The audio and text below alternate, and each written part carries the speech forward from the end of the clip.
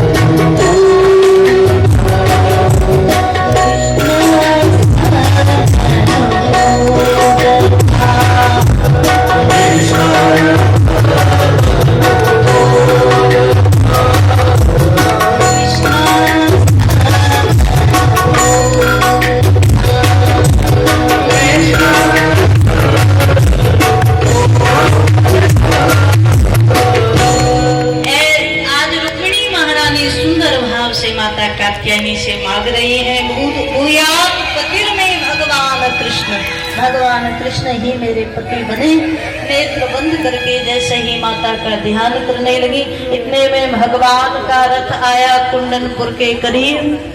ब्राह्मण देवता को तो यहाँ उतार दिया नगर के करीब, और भगवान सीधा रथ लेकर के पहुंचे नगर के बाहर, जहाँ कात्यायनी माता का मंदिर है। भगवान ने दूर से देखा 10,000 सैनिक साथ में है, 10,000 सखियां साथ में हैं। सो कन्हैया ने यहीं से अपनी मोहिनी डाल दी। धीरे धीरे भगवान का रथ करीब आया, सब भूल गए कि किस लिए खड़े हैं।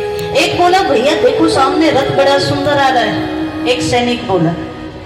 भगवान रथ से उतरे, इनके मध्य में ही भगवान धीरे धीरे धीरे करके मंदिर में प्रवेश करने जा रहे हैं। और सब कोई कह रहा है, मुकुट देखो कितना सुंदर है। एक बोला, श्री मुखारविंद देखो कितना सुंदर है। एक बोला, पीतांबर देखो कितना सुंदर है। और भगवान धीरे धीरे धीरे करके मंदिर में ही प्रवेश कर गए। रुक्मिणी महारानी तो नेत्र बंद करके ध्यान कर रही थी। भगवान ने रुक्मिणी महारानी का हाथ पकड़ा, और आज भगवान रुक्मिणी महारानी को लेकर सबके मध्य से चले। बोलो द्वारिकाधीश भगवान की। अब जो लोग देख रहे थे, जो सुरक्षा के लिए आए, वो तो सब भूल गए। उल्टा कह रहे, देखो पहले तो अकेले ही इतने सुंदर थे, अब ये झांकी, ये जोड़ी बड़ी सुंदर लग रही है। और सबके मध्य से भगवान रुक्मिणी जी को निकाल करके ले गए, रथ में बिठाया। और जैसे ही भगवान का रथ आगे बढ़ा, तब इनको होश आया। एक सैनिक बोला कि अब तो पूजा हो गई होगी ना रुक्मिणी जी की। दूसरा बोला कि कौन सी पूजा, वो ले तो गया तुम्हारे सामने। तब होश आया कि रुक्मिणी जी का हरण करके द्वारिकाधीश ले गए। सारे सैनिक लोग दौड़े हैं। भगवान ने रुक्मिणी की ओर देखा। रुक्मिणी जी ने रथ के घोड़े की लगाम अपने हाथ में पकड़ी, और रुक्मिणी जी रथ चला रहे हैं, और भगवान सबसे युद्ध कर रहे हैं। बाद में रुक्मी भी बड़ी सेना लेकर के आया। भगवान ने रुक्मी को पराजित किया, और जब मारने के लिए आगे बढ़ने लगे तो रुक्मिणी जी ने हाथ पकड़ लिया। ये जैसा भी है पर मेरा भाई है, बहन के सामने भाई की हत्या ठीक नहीं है। और आज भगवान ने रुक्मी को छोड़ दिया। बाद में इसे दंड देने के लिए भगवान ने अपने रथ के पहिए से बांध दिया, सिर के बाल उतार दिए। इतने में बलराम भैया आए। बलराम भैया ने रुक्मिणी का पक्ष लेते हुए, देखो कितनी सुंदर बात। बलराम भैया को लगा कि अभी अभी विवाह हुआ है, और बहू, नई बहू को क्या लगेगा, मेरे भैया के साथ ऐसा ऐसा कर दिया। सो रुक्मी को छुड़ाया और कन्हैया को डांटा भी। नए नए संबंध में ऐसा कोई मजाक करता है क्या? भले ही तुम्हारे साले हैं, पर ऐसा मजाक थोड़ी करना चाहिए। कन्हैया को डांट रहे बलराम भैया। रुक्मी यहाँ शर्मिंदा होकर के चला गया। बाद में कुंडनपुर के राजा भीष्मक आए। कृष्ण और बलराम जी के सहित रुक्मिणी जी को लौटा करके नगर में लेकर के आए। आज भगवान द्वारिकाधीश, बोल द्वारिकाधीश भगवान की। केवल वही नहीं भूल गए थे, ये भी सब भूल गए। अरे भैया लौटा कर तो ले आओ।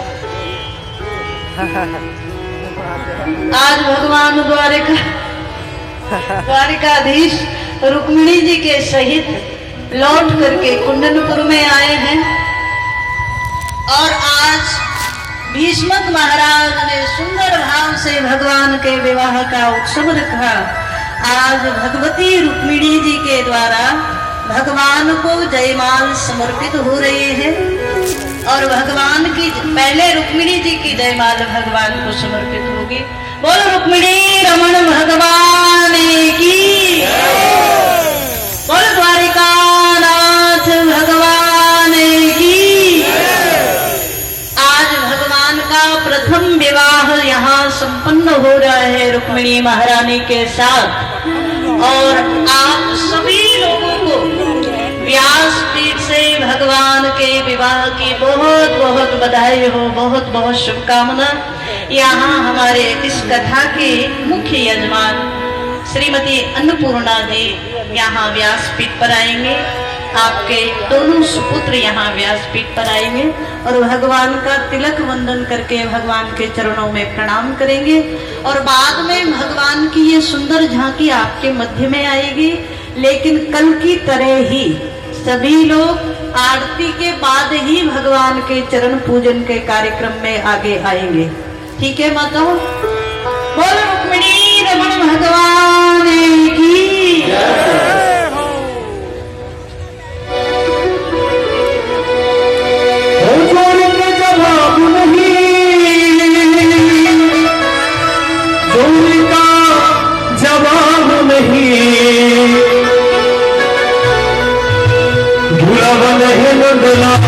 जोड़ी का जवाब नहीं,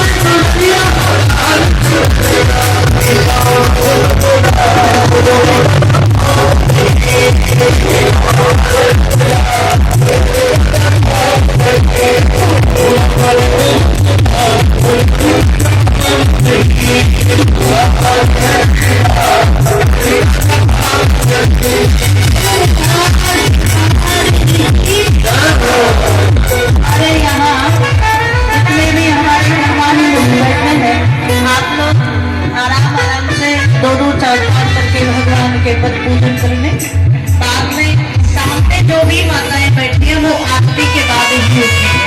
आप लोग एक एक दो दो चार लोग जाकर के भगवान के चरण पूजन कर लें।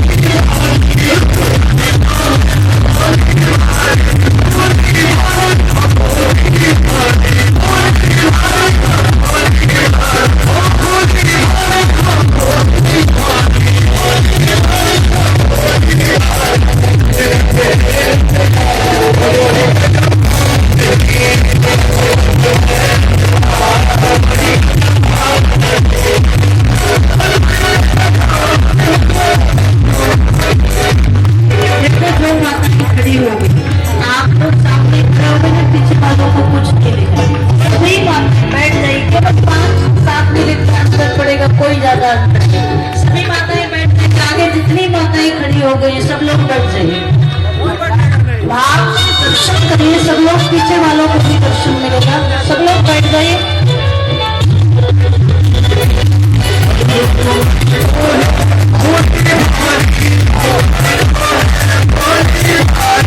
होली